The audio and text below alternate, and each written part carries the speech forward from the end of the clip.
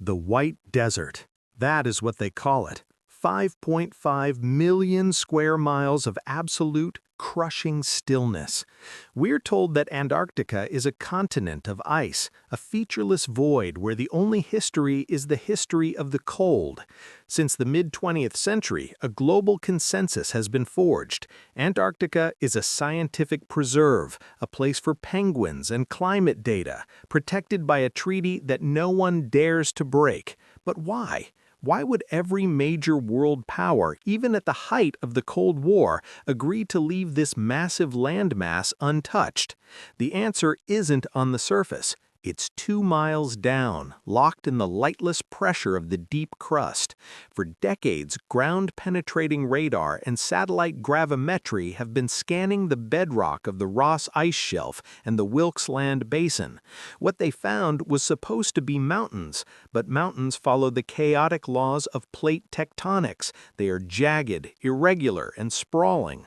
The structures beneath Antarctica are different. They are perfectly circular. They are monolithic. They possess a symmetry that does not exist in geology.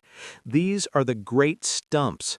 Imagine a structure 10 miles wide at the base, rising through the ice like a petrified skyscraper.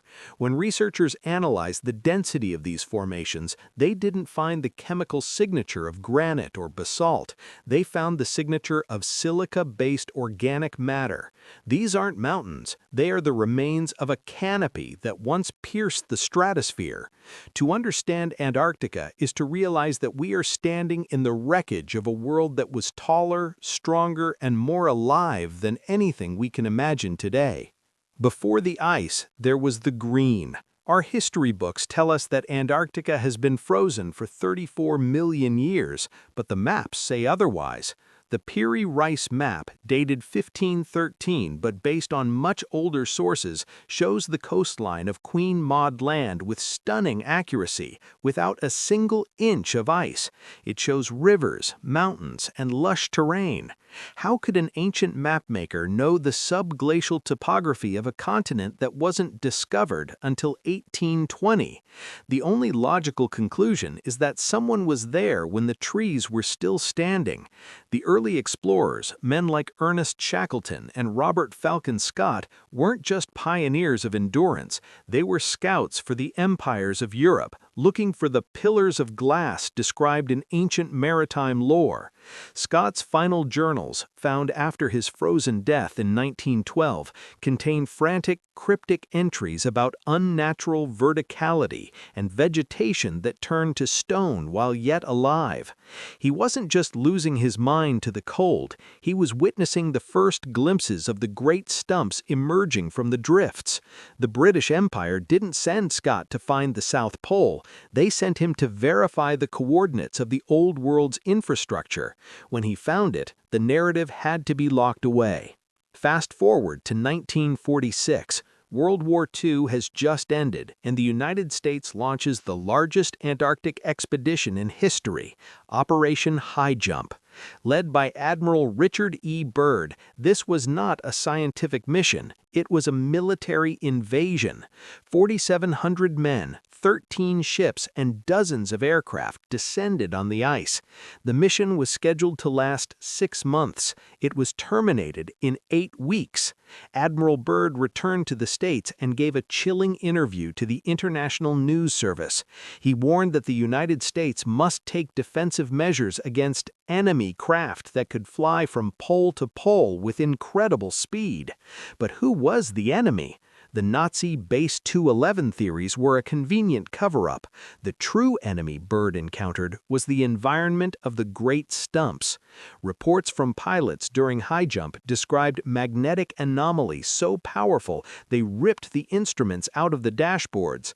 They spoke of seeing open water lakes deep in the interior, surrounded by massive petrified walls that looked like the bark of a tree. Byrd realized that Antarctica wasn't just land. It was a dormant biological machine. The Great Stumps were the nodes of a global energy grid that was still partially active. The 1959 Antarctic Treaty wasn't an act of peace, it was the creation of a global quarantine zone. To understand the stumps, we have to rethink what life is. We are carbon-based, we are soft, we breathe oxygen, and we have a short lifespan. But the great stumps belong to a silica-based era.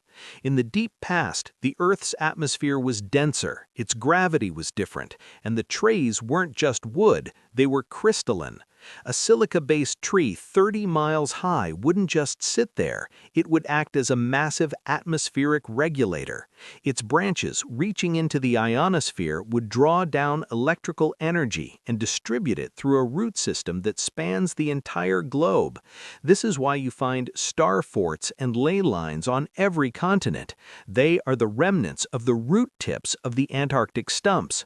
When the Great Reset happened, the event that froze the poles in an instant, the silica trees didn't rot, they petrified. They became the mountains we see today. If you look at the Devil's Tower in Wyoming or the Giant's Causeway in Ireland, you are seeing the hexagonal cellular structure of these giant plants. Antarctica is the only place where the largest of them, the mother trees, are still preserved in their entirety under the ice. Why can't you buy a ticket to the South Pole and walk where you want? Why is the airspace over the 80th parallel restricted by international law? Pilots who have strayed into these zones report seeing perfectly circular holes in the ice, miles wide, that emit a steady, rhythmic blue glow. These are the vents of the stumps. Below the ice, the core of these trees is still warm. There is a liquid water ecosystem thriving in the dark, fueled by the thermal energy of the silica roots. Whistleblowers from the Amundsen-Scott station have leaked data regarding biological heat signatures moving beneath the ice. They aren't animals we recognize. They are the original inhabitants, creatures that evolved alongside the silica trees. They are the giants and watchers of our myths. The governments of the world are terrified of a breach. They are monitoring the ice not for melting levels, but for structural integrity. Every crack in the Ross Ice Shelf is a potential exit point for something that hasn't seen the sun in 10,000 years. As we enter 2026, the silence in Antarctica is ending. In the last 3 years, the magnetic South Pole has been moving at an accelerated rate. Seismic sensors are picking up a hum that is global in scale. It is the frequency of the silica grid retuning itself. The massive increase in military spending at the poles, the research stations that look more like hardened bunkers, is proof that the quarantine is failing. The great stumps are waking up. We have been the temporary tenants of a world that belongs to the giants. We have built our cities on their roots and our history on their leaves. Antarctica is not a graveyard, it is a nursery. It is the sealed vault of the old world, and the ice is the only thing keeping the current narrative of human history alive. But the ice is thinning. The great stumps are reaching for the sky once again, proving that you can bury the truth under 2 miles of frost, but you can never kill the spirit of the world tree. The map is being rewritten, the fence is falling, and the giants are simply waiting for the spring. The truth is not out there, it is down there.